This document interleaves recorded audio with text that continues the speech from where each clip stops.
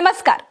प्रियंका गांधी संसद में पहली बार बोलने के लिए खड़ी हुई तो राहुल गांधी समेत पूरी संसद ने ताली बजाकर उनका स्वागत किया। प्रियंका गांधी ने भी हाथ जोड़कर सबका अभिवादन किया।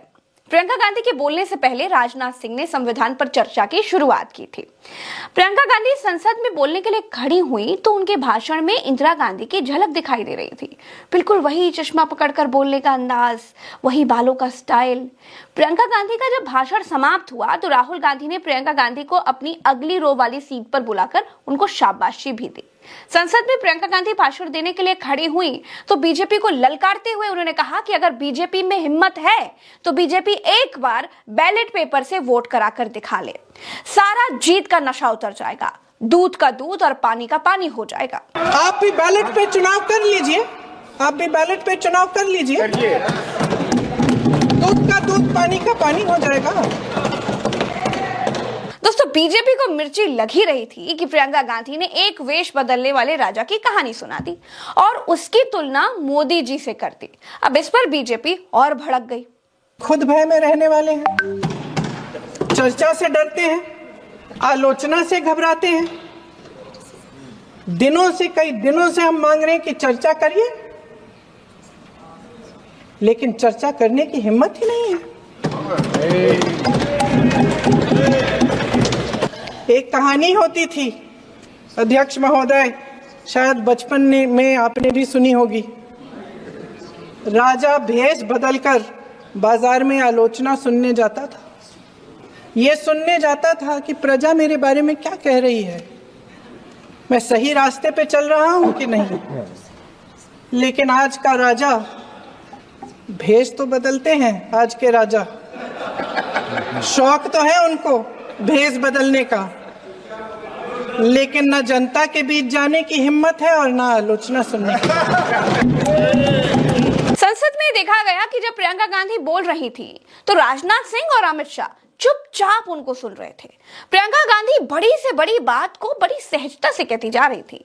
जिस अडानी के नाम पर भारतीय जनता पार्टी संसद नहीं चलने देती है, जिस आरएसएस की बात पर हंगामा हो जाता है, दोनों पर प्रियंका गांधी ने बहुत गहरी बातें कही थी कि भारत का संविधान संघ का विधान नहीं है।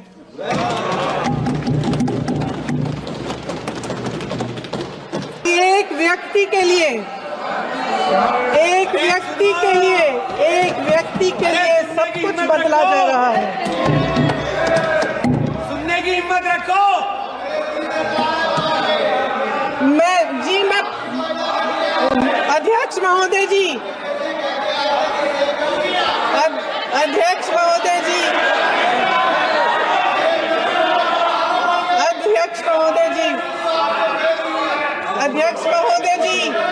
अडानी जी को सारे कोल्ड स्टोरेज प्रदेश की सरकार ने नहीं दिए। अडानी जी को सारे कोल्ड स्टोरेज आपकी सरकार ने दिए। प्रियंका गांधी नेहरू के नाम की माला जपने वाले नरेंद्र मोदी और शाह को जवाब दे रही थी। खास बात ये रही दोस्तों कि शाह प्रियंका गांधी का भाषण बड़े ध्यान से सुन रहे थे और प्रियंका गांधी बहुत ही शांति से एक एक करके बखियां उधेड़ रही थी। सत्ता पक्ष के मेरे साथी ज्यादा से ज्यादा अतीत की बातें करते हैं। 1921 में क्या हुआ, कब हुआ, नेहरू जी ने क्या किया। अरे वर्तमान की बात करिए, देश को बताइए आप क्या कर रहे हैं, आपकी जिम्मेदारी क्या है। कि सारी जिम्मेदारी जवाहरलाल नेहरू की है। दोस्तों, प्रियंका गांधी ने दिखा दिया है कि आने वाले समय में वो सत्ता पक्ष पर बिजली बनकर टूटने वाली हैं। अपने पहले ही भाषण में प्रियंका गांधी ने कहा, भाजपा सरकार में अंग्रेजों के शासनकाल वाला डर का माहौल है।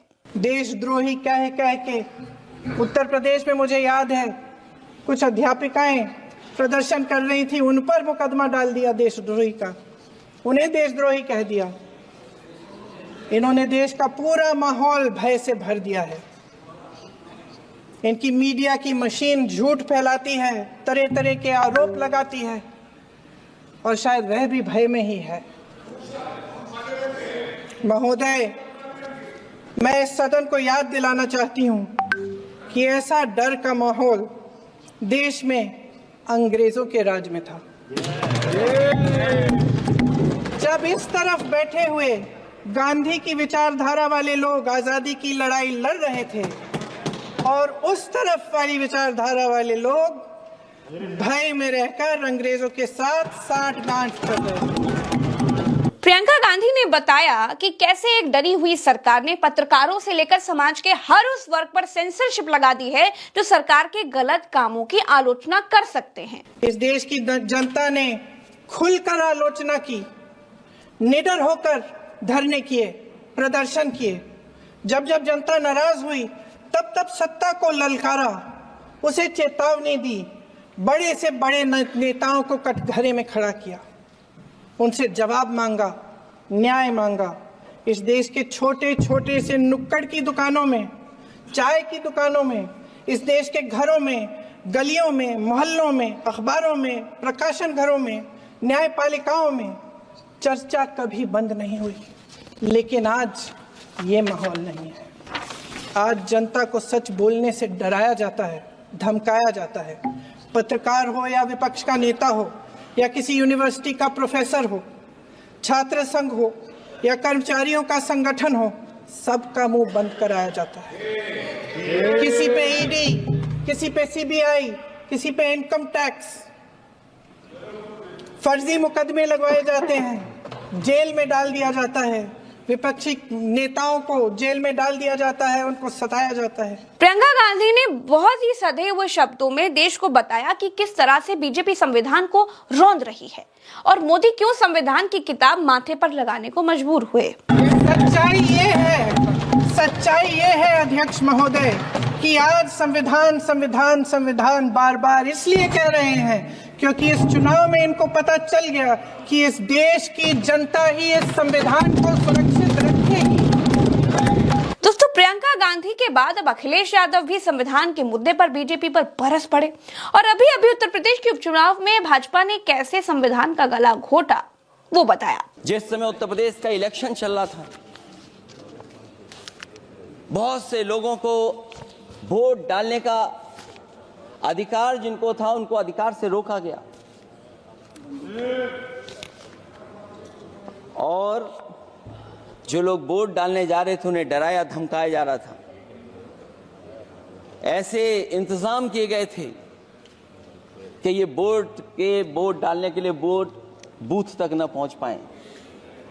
वो तस्वीरें अध्यक्ष महोदय न केवल हम लोगों ने देखी बल्कि पूरे देश और दुनिया ने देखी होंगी कि किस तरीके से उत्तर प्रदेश की सरकार के प्रशासन के इशारे पर एक पुलिस के अधिकारी ने महिलाओं को वोट से डालने से रोका और रिवॉल्वर दिखा करके कहा कि वोट डालने नहीं जाओगे। मैं उन बहादुर महिलाओं को बधाई देना चाहता हूं कि उन्होंने परवाह नहीं की। उन्होंने कहा कि इससे कुछ जान जाने वाली नहीं, अगर जान भी जाएगी तो हम वोट डाल करके आएंगे। सिर्फ अखिलेश यादव, सिर्फ प्रियंका गांधी नहीं थी जिन्होंने संसद में ईवीएम और वोटिंग में धांधली का मुद्दा उठाया। शरद पवार के एनसीपी से सांसद अमोल ने भी ईवीएम से धांधली का मुद्दा उठाया था। महाराष्ट्र के सोलापुर जिले के मार्कड़वाड़ी के लोगों ने बैलेट पेपर पर यह जानने की कोशिश की कि उनका मत गया कहां, लेकिन प्रशासन ने इस पर रोक लगा दी। इन्होंने मैं ये डिस्क्लेमर ही देता हूं, मैं ईवीएम से आया हूं, लेकिन जिन मतदाताओं की ये आशंका है उन मतदाताओं की बात यहां रखना मैं समझता हूं मेरा कर्तव्य है। ना उन्होंने इलेक्शन पे अविश्वास दिखाया था, ना उनको फैसले पे आपत्ति थी, क्योंकि वहां पे तो उम्मीदवार जीत के आया है। फिर भी लोग जानना चाहते हैं वोट कहां गया, खो गया या चोरी हो गया। सब ताज उछाले जाएंगे, सब तख्त गिराए जाएंगे, बस नाम रहेगा संविधान का।